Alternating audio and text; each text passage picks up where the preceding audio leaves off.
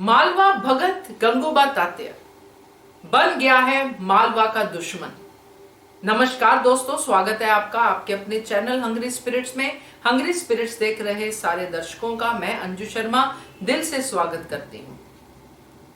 क्या गंगूबा तात्या को अब फटकार पड़नी चाहिए? क्या गंगूबा तात्या को अब आईना दिखाना जरूरी हो गया है? ये सब बातें इस वीडियो में करेंगे दोस्तों, क्योंकि अब देवी अहिल्या को कुछ तो ऐसा स्टेप उठाना ही चाहिए जिससे कि सामने दिख रहे गंगूबा तात्या, जो मालेराव को बिगाड़ने में सबसे बड़ा रोल प्ले कर रहे हैं और वो भी सामने से, उनको अब सही मार्गदर्शन दिखाना जरूरी है। चलिए चर्चा करते हैं। पहले वही निवेदन, जिन्होंने अभी तक चैनल को सब्सक्राइब नहीं किया है कर लीजिए। साथ में दोस्तों बेल आइकन दबाइएगा ताकि आपको हमारे वीडियोस के नोटिफिकेशन मिलते रहे। तो दोस्तों, गंगूबा तात्या जिनके अंदर सिर्फ एक ही बात बैठी हुई है कि मालेराव को राजा बनाना है, उत्तराधिकारी बनने की घोषणा करना है, देवी अहिल्या कैसे आगे निकल सकती है, ये बात उनके दिमाग में बैठी हुई है। इस बात का कोई भी कारण नहीं है सिवाय एक के कि देवी अहिल्या एक औरत है और औरत कैसे राज कर सकती है। शुरू से हमने गंगूबा तात्या को इस धारावाहिक के जरिए देखा है जिसमें वो मालवा का हित ही सोचते आए हैं। मालवा के हित के लिए उन्होंने मल्हार सरकार से भी कई बार बहस की है कि इसमें मालवा का हित नहीं है, सरकार आप ऐसा मत कीजिए। देवी अहिल्या की प्रशंसा भी की है जब भी देवी अहिल्या ने मालवा के हित में बड़े बड़े कारनामे किए हैं। मगर अब वो गंगूबा तात्या बदल गए हैं। अब उनको सामने से दिख रहा है कि मालवा के हित में नहीं है मालेराव का राजा बनना, मगर वो फिर भी इसी बात के पीछे पड़े हैं।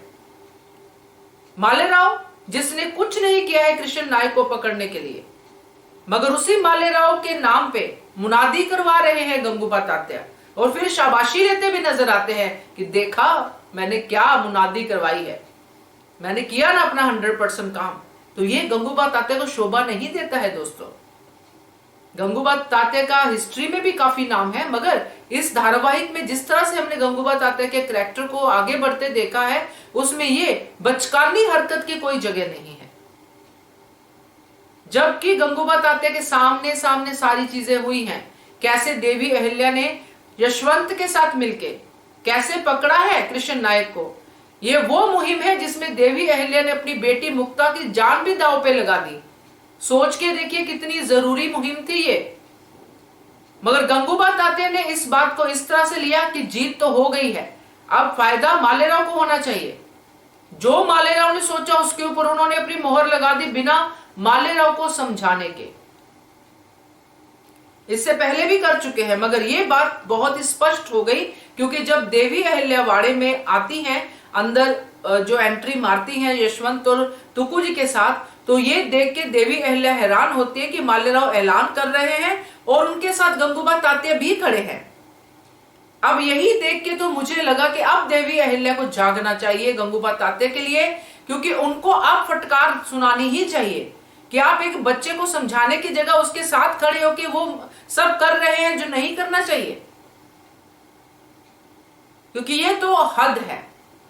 रकमा तो सामने आती नहीं है, उसके बारे में तो कोई क्या कहे, मगर ये तो सामने साथ में खड़े हैं राजकुमार के और वो सुन रहे हैं वो सारी बातें जो मालेराव कह रहा है, और इसमें मालेराव ने कुछ भी नहीं किया है।